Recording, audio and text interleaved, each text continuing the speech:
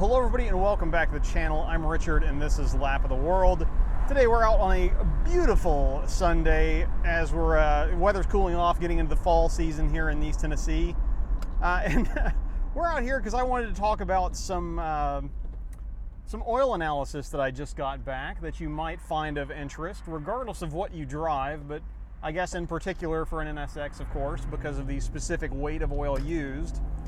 But what we're dealing with is that we have a situation where Liz and I just accidentally, fully unintentionally, put 11,000 miles on an oil change in this car.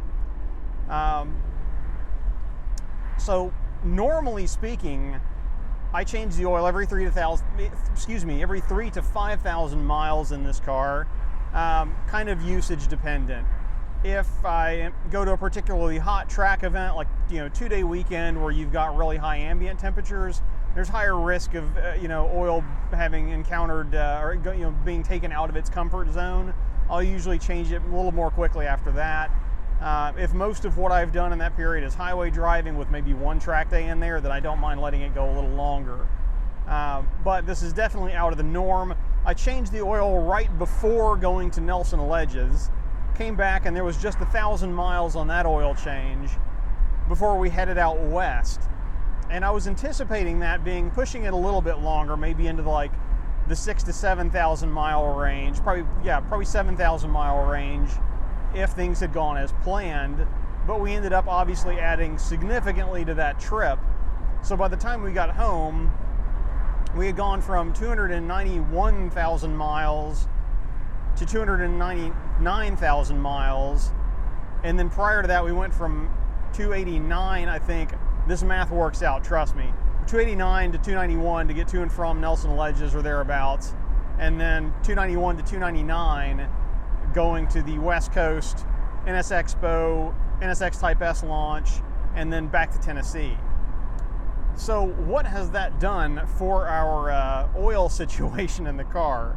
Well, the short answer is everything seems mostly okay. There was only one note, and I'll put the sheet on the screen so you can follow along with me here, but most of the stuff that they track as far as being, potential indications of bad wear or the oil going beyond its useful life, all of that stuff actually looked okay. There were, still additive package left in the oil, and this is Castrol Edge 10W30 High Mileage. I don't know, as much as I've changed in the motor, the high mileage probably isn't necessary, but, excuse me as I squint into the sun here, but it's what I had been running in the car and it never had an issue, so ain't broke, don't fix, that's what I'm using. But yeah, all the additive packages seems like there's still some life left in them, and there was only one thing that was kind of out of bounds, and that was the lead. Now they did say that could be an indicator of bearing wear. Excuse my brakes for a second there. But I don't really know what in the NSX's reciprocating assembly would have lead in the bearing material. They did say on the sheet that could also be that can also happen if you use race gas. Now I didn't use any race gas, at least insofar as I thought. However, I did tank up once at Oregon Raceway Park, and I was out of their kind of, I don't know what you call their secret stash there that was allegedly clear 92, but I don't know what was in that tank before. So I'm taking that measurement with a grain of salt. Nothing to too much worry about, but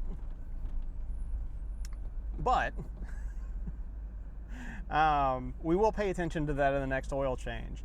But I figured I would, again, just kind of come out, take a drive today, do a real short video to kind of get to the point of, hey, if you're running the Castrol Edge, particularly 10W30 in this case, with the high mileage oil, it will last. That's very impressive. I know obviously oil technology has moved on a lot since this car came out, and they were recommending, whatever the baseline was back then.